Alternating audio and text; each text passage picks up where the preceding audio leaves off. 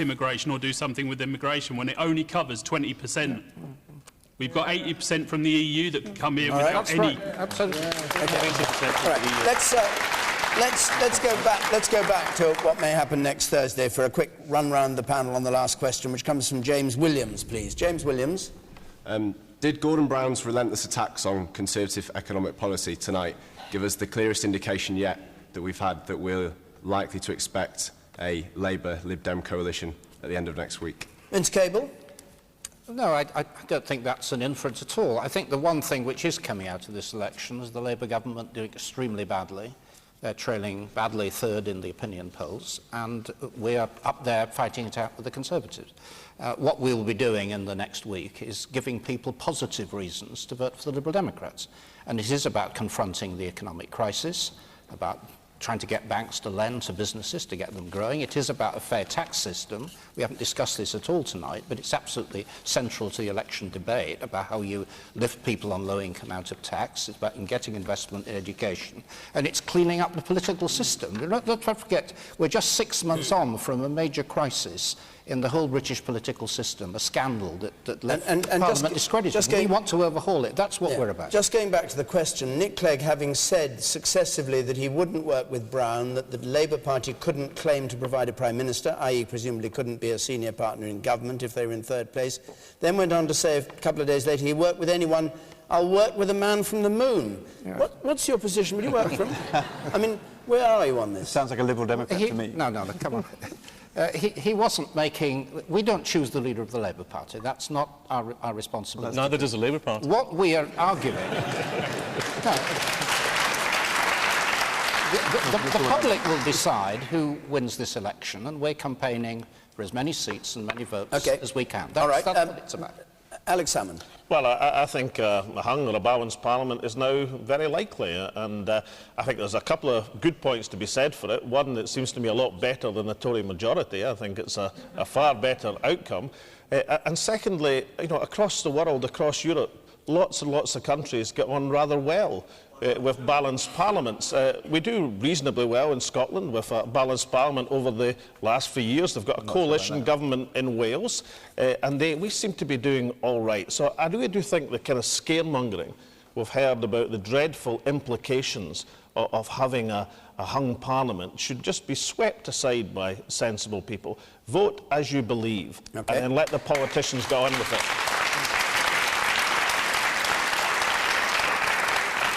Ed Balls, are you frightened of a hung parliament, or is your man the man from the moon that Nick Clegg could work with? Look, the reality of this election is it's still wide open, and there's people still deciding, and they need to think hard about the vote.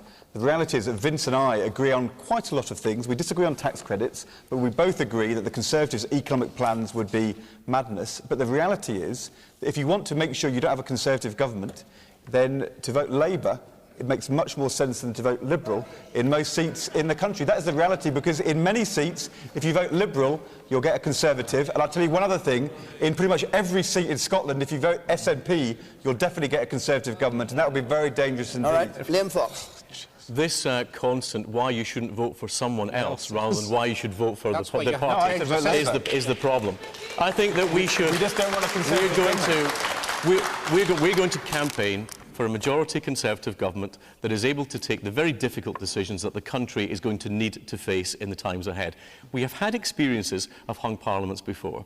We've almost always gone back to an election within a year. I don't know about the audience, maybe they would like another election within a year. Why? I think the instability and the cost is not something that the country wants to have. I think a hung parliament leads to politicians deciding behind closed doors after the election rather than voters at the polling station. And I also think there's a real danger, and we've been warned about it, that instability in a government at a difficult time could lead to a fall in the currency. That means higher fuel prices, higher interest rates. All right, thanks, Liam. Mean higher mortgages. A last and quick word from the Janetary Porter, please. We've been told the public will decide who wins the election. The fact is that for a lot of us, we'll vote, and the party that gets the most votes won't actually be running Parliament. I said on this programme a year ago, I hope for a hung parliament, and you know why? I'd like all these politicians to grow up. I'd like them to grow up and learn to work with each other. OK, thank you very much. I'm afraid, despite the number of hands up, that's it for Question Time this week.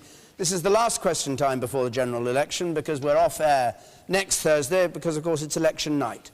The BBC election results programme starts at 5 to 9 on BBC One, unless you're in Wales or Scotland, in which case you have to watch it on BBC Two.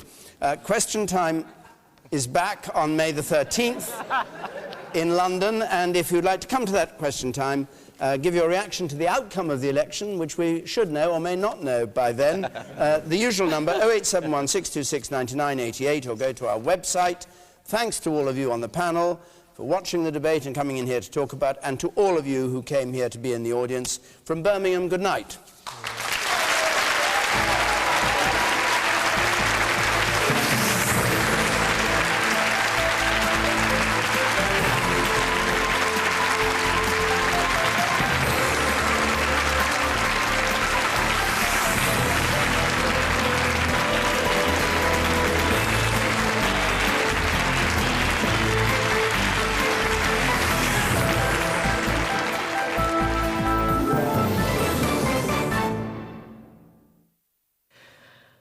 Tomorrow night, Prime Minister and leader of the Labour Party,